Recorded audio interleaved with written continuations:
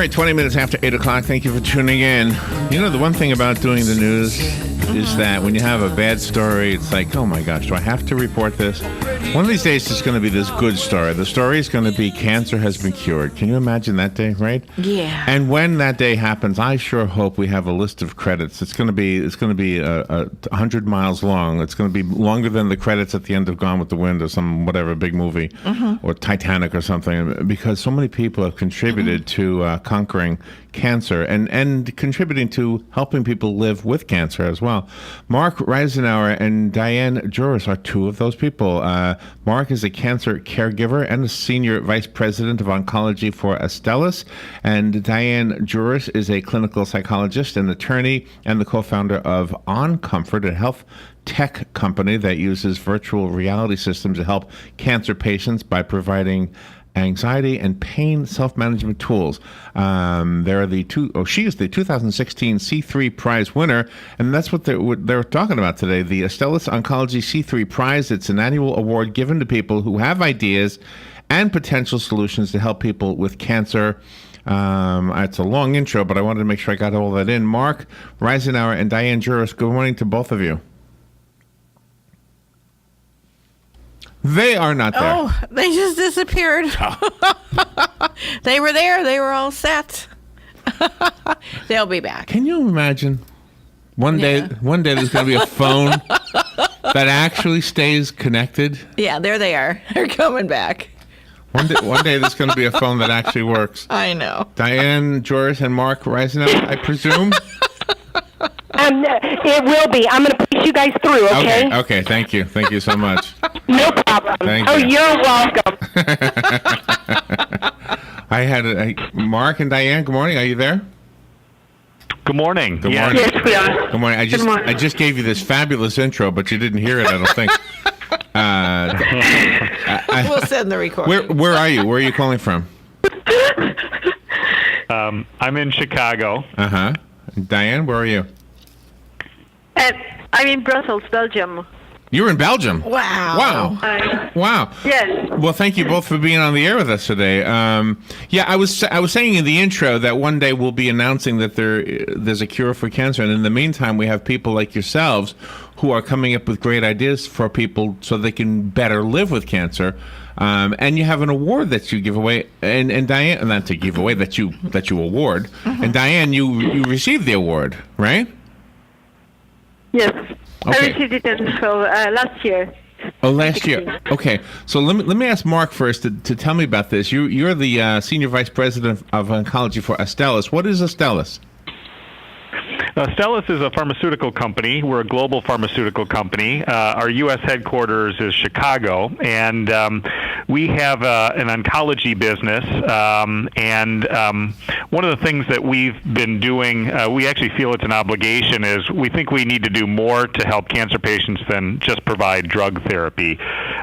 We understand that their patients have a lot of unmet needs as it relates to their cancer care generally, and I think one of the impetus for the program a year ago was I was a caregiver for my father, who recently passed away with head and neck cancer, and as I was helping him through his journey, I firsthand experienced a lot of the frustrations that many patients and caregivers have with their cancer care, and it really led to the idea of a contest like the C3 Prize, where we're looking for non-treatment based ideas and innovations to help cancer patients. So, for example, we're looking for ideas that relate to navigating the healthcare system, adhering to medication, coordinating care, and survivorship. And so we're in the second year of the program right now. Wow. Well, that's an amazing idea. I know that our local American Cancer Society works with cancer patients who have lost their hair,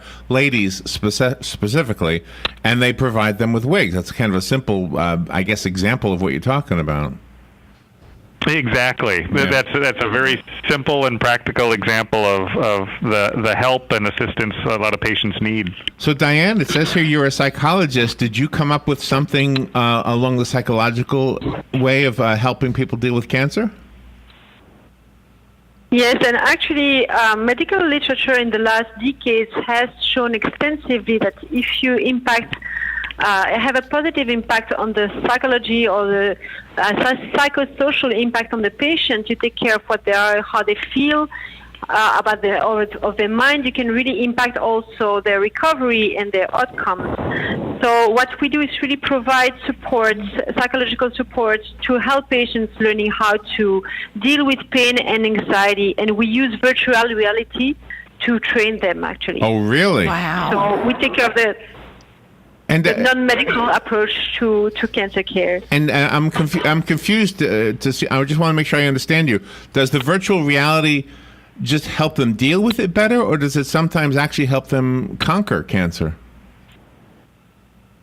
No, we are not a treatment for cancer, and psychology will never be a treatment for cancer. Okay. But we can improve the cancer journey by offering psychological support to patients. Ah, okay. And So actually, through psychological approaches, you can definitely modulate the perception of pain, the perception of side effects, and so the whole burden of the disease can be perceived very differently. And what does the cancer patient see and hear virtually? So it depends on the module. We have a library of 5 and almost 6 different programs where, according to the clinical situation they're going through, would it be chemo or getting ready for a surgery or having radiotherapy, they will have different types of psychological interventions that would be adapted to the needs of the specific moment of treatment. Wow. So to give you an example, in one of our environments, the patient is just guided through a progressive muscular relaxation where they learn how to breathe more deeply, and naturally they will get their anxiety levels down and the perception of pain down too. So they learn how to breathe calmly and more calmly, and then they go under the sea, they follow a whale, and the tail of the whale will guide their breathing. So actually they're so immersed in this virtual reality environment that they're not able to think about anything else, and it has an extremely powerful impact on pain perception, on perception of side effects of medication, and on anxiety. Wow, that's fascinating. How did you ever figure that would work?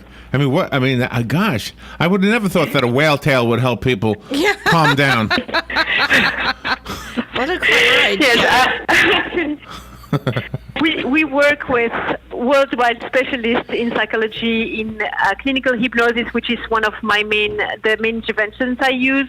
We work with oncologists, Wow. We work with psychiatrists, so I don't come up with everything by myself. We have a whole team of specialists there Wow. helping us creating something that is extremely powerful for patients. That is fascinating. Mark, I want to take it to you, and we'll just have a minute and a half left. I wondered 2 things. Can anybody listening right now learn more about this? Can they enter themselves? How do we take this a step further?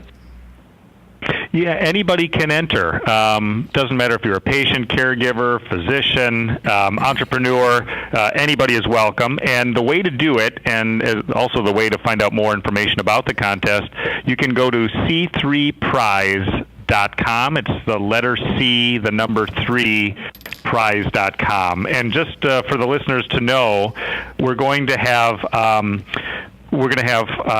finalists, and they will be flown to Mexico City to present their ideas live in a Shark Tank-like format. And this is at the UICC World Cancer Leaders Summit.